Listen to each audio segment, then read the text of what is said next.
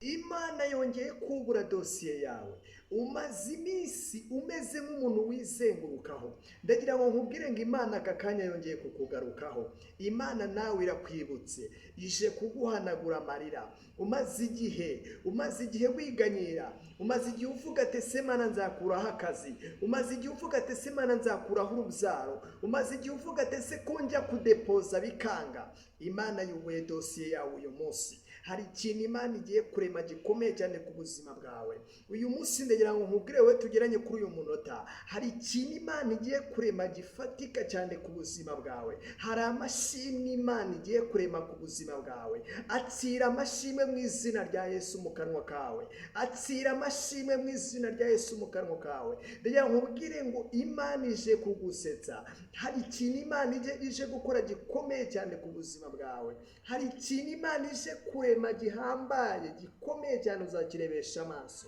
Hari uguseka ugiye kwakira ku buzima bwawe. Hari mesaje nzima ugiye kwakira ku buzima bwawe. Hari ibyishimo ugiye kubona mu buzima bwawe, kuko umaze igihe wizengurukaho. Buri kintu cyose werekejeho amaboko ubona cyanze, buri kintu cyose ugerageje gukora ubona cyanze. Ubu uvuga ati ese Mana kuki njyewe naremwe gutya, ese Mana ameze nk'abandi. Ariko nubwo uhora uvuga gutyo, uhora wiganyira muri ubwo buryo, ndagira ngo nkubwire ngo Imana yubuye dosiye yawe, yongeye kukugarukaho. Uyu munsi ndagira ngo nkubwire ngo bigiye kumenyekana ko ari Imana ishobora byose yagutumye. Ndagira ngo nkubwire ngo nubwo abantu bagiye bavuga ngo Imana yawe wasenze bahehe, ndagira ngo nkubwire ngo Imana yawe wasenze igiye kwiyerekana.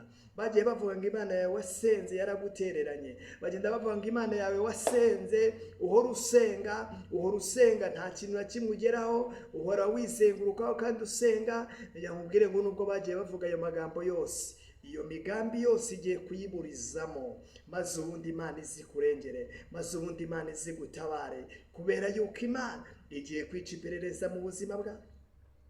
Hari ibintu Imana igiye gukora bidasanzwe mu muryango w'iwanyu. Mu muryango w'iwanyu hari ikintu Imana igiye kurema gifatika cyane. Ku mudugudu utuyemo hari ikintu Imana igiye gukora gikomeye cyane.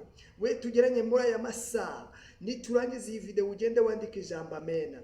Ni ikimenyetso kibyerekana yuko wizeye imbaraga z'Imana, yuko hari ikintu Imana igiye kurema gikomeye cyane mu buzima bwawe. Ndagira ngo nkubwire ngo iyi video uyifate uyisharinge. Byashoboka yuko hari umuntu uri mu bitaro, Imana nawe yakubura dosiye yiwe, hanyuma akabona igitangaza cy'Imana, akabona imbaraga z'Imana. Imana ibaha umugisha. Mwari muri kumwe n'umuhanuzi w'Imana Claude. Ndagira ngo nkubwire ngo unyandikire kuri WhatsApp tujye dusenga n'Imana, twinginge iri mu gihugu cyo mu ijuru igira ikintu ikora ku buzima bwawe. Yisharinge iyi video ukande no kuri ako karayiki gahari. Imana iguha umugisha, yubuye dosiye yawe. Genda wandike muri comment ijambo amen. Shalom. Niba ubyizeye wandike ijambo amen. Shalom.